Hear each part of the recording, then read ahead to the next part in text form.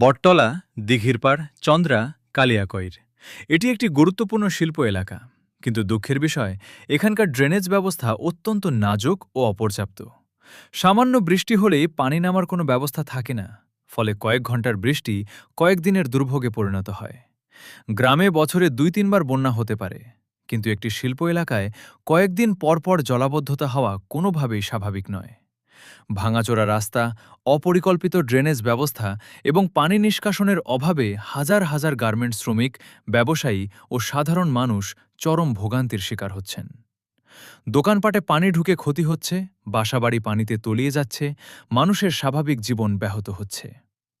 আমাদের দাবি একটাই, এই শিল্প এলাকার জন্য আধুনিক ও কার্যকর ড্রেনেজ ব্যবস্থা গড়ে তোলা হোক, ভাঙাচোরা রাস্তা সংস্কার করা হোক এবং জলাবদ্ধতার স্থায়ী সমাধান করা হোক।